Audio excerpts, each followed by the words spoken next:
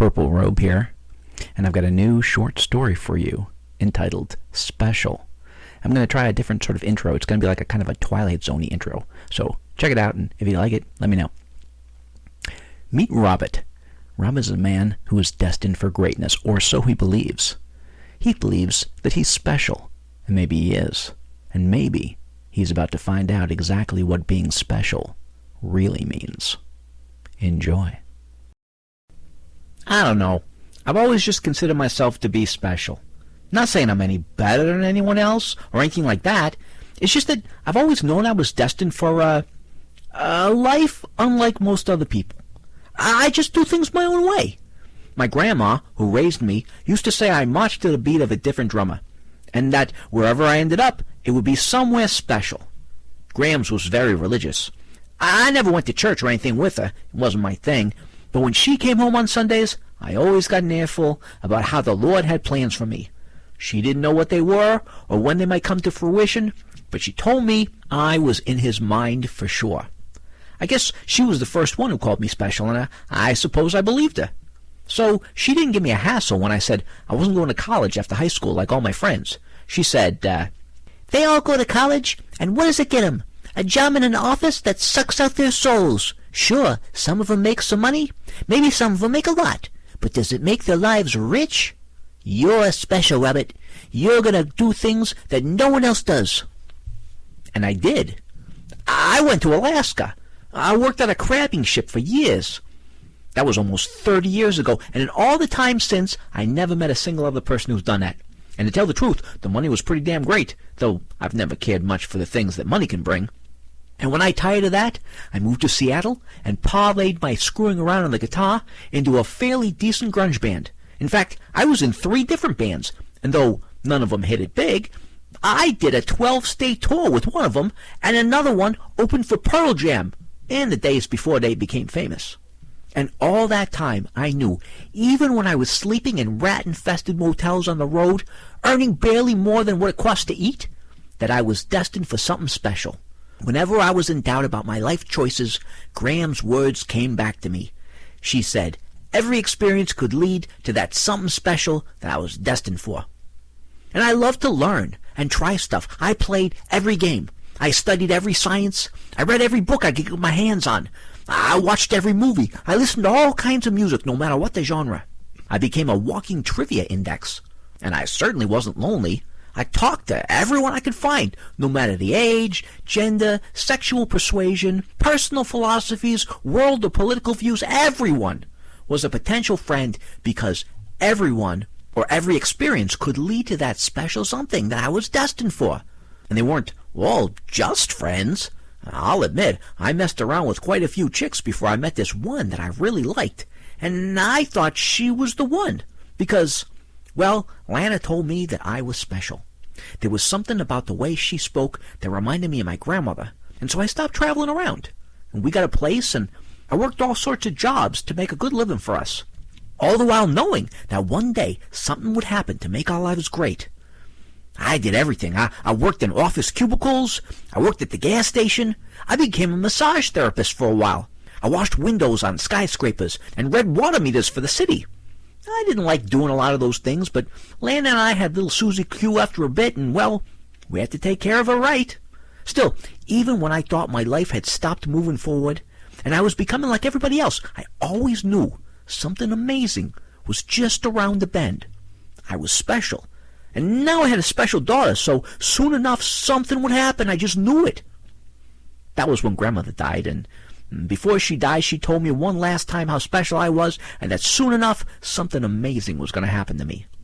Well, unfortunately, whatever that great future was, wasn't going to be happening with Lana. We eventually broke up, but not on too bad of terms, and I can still see Susie Q whenever I want. Actually, even though Lana eventually married a guy who manages a department store, we all still have a wonderful relationship, and I'm welcome at their place anytime.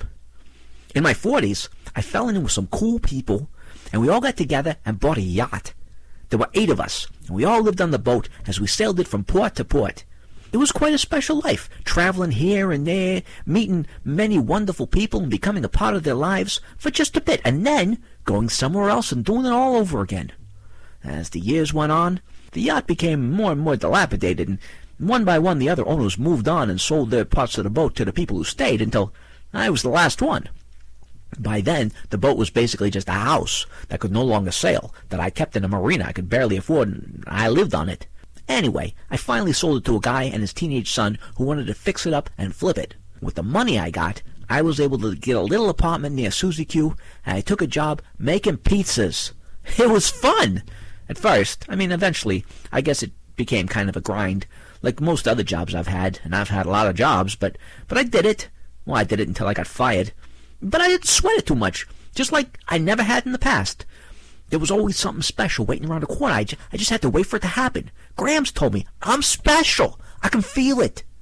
Anyway, I'm pushing 50 now, and even though I still feel I'm in store for greatness and wonder, the best days are the Thursday nights I get to spend with Suzy Q. She's 20 now, and she made me drop the Q. She said, Dad, don't call me that anymore. I'm not a little girl. But she's still my little girl. We usually order in at my apartment, and we play video games and chat for hours until either Lana or her husband Mike come to pick her up. She's in the process of saving for a car.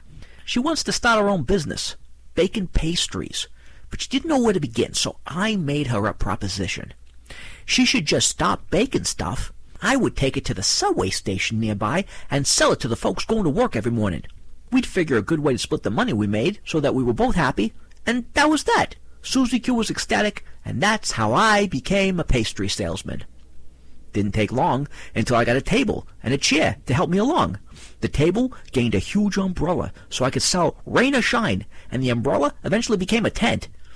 Suzy's Sweets became the hit of the neighborhood, and even though I sold every weekday from 5 to 10 in the morning, I also made deliveries around the city as Suzy started selling special orders and catering parties and things. I didn't mind the deliveries even after Suzy got a car. I still did most of that myself, but I especially enjoyed selling to the morning crowds. I had my regulars who bought the same apple fritter with a cup of coffee and 2 sugars every morning, as well as the occasionals who I'd see once a week or once a month, and they'd always try a new cake or a tart each time. And then there were the new customers, folks just passing through the station for the first time who just happened to have a hankering for what they hoped was a delicious morsel. Not to mention those who stopped by to ask directions or a question.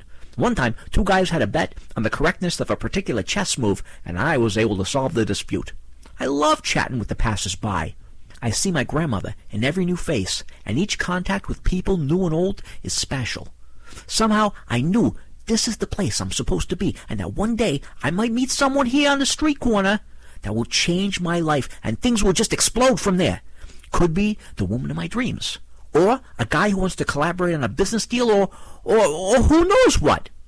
Well, that's kind of what I was thinking about when I saw that guy crossing the street toward me. He was at the light with a bunch of other folks, but for some reason, he stood out to me. Could have been his height.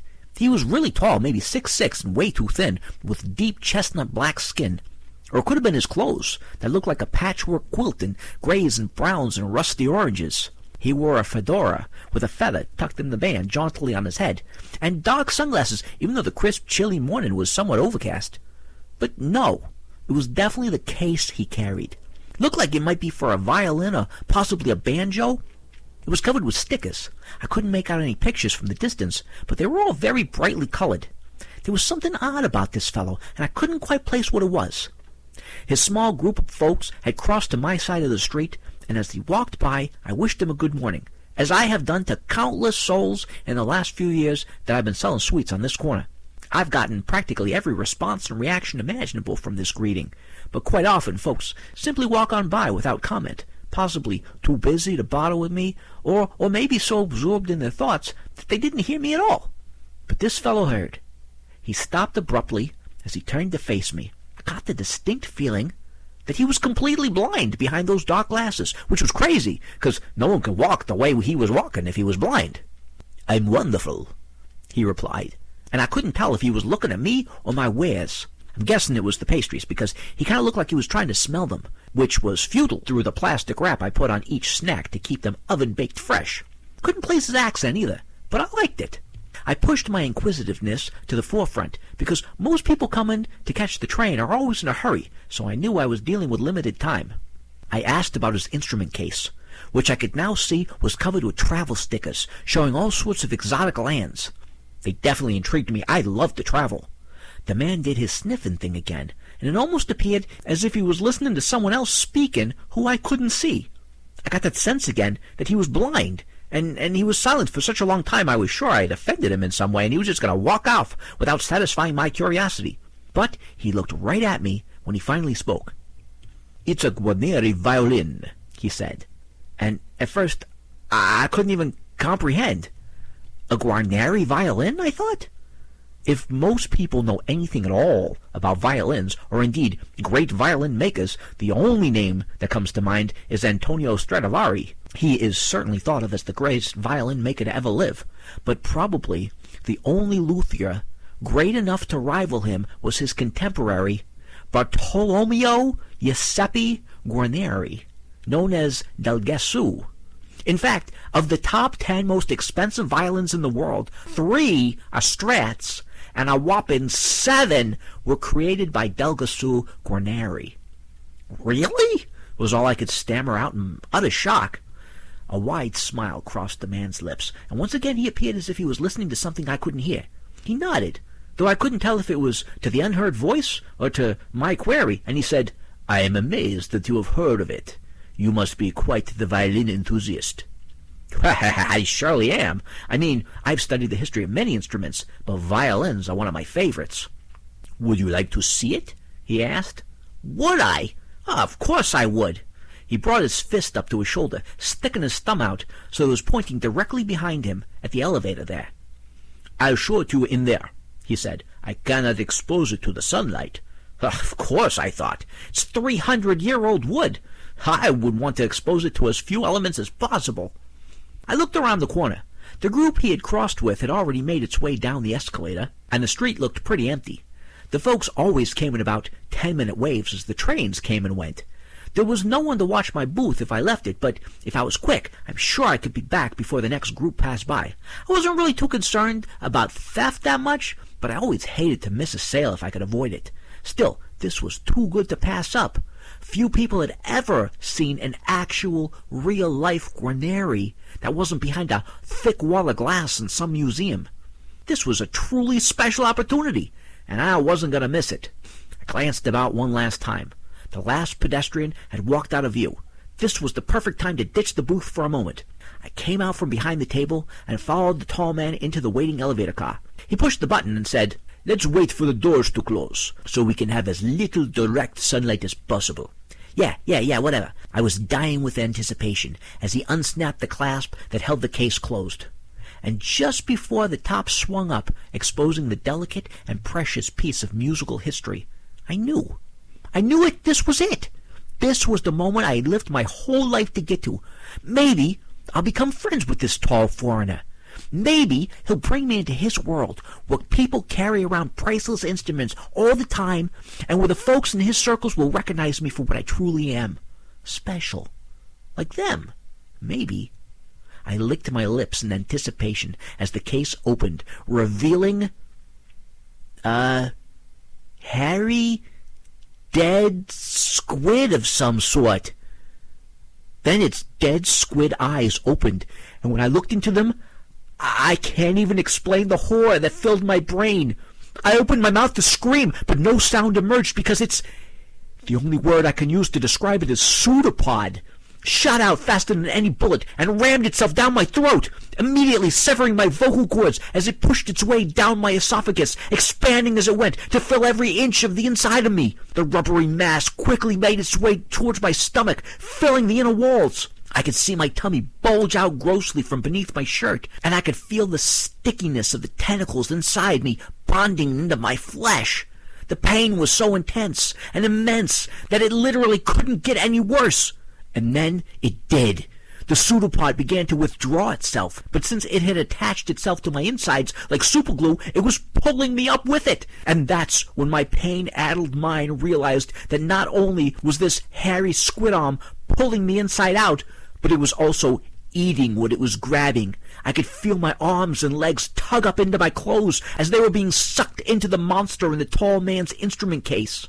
All the while, my mouth gaped painfully wide in a silent scream, and I couldn't help wonder at the fact that I was even still conscious as this thing consumed me as one might casually suck up a milkshake until there was physically nothing left of me. And yet I was still experiencing the horror and agony. Suddenly, I felt my head itself enter the ravenous maw, and everything went dark. I heard the case swing shut and the clasps fasten again, and still the anguish went on, and on, and on. Ah!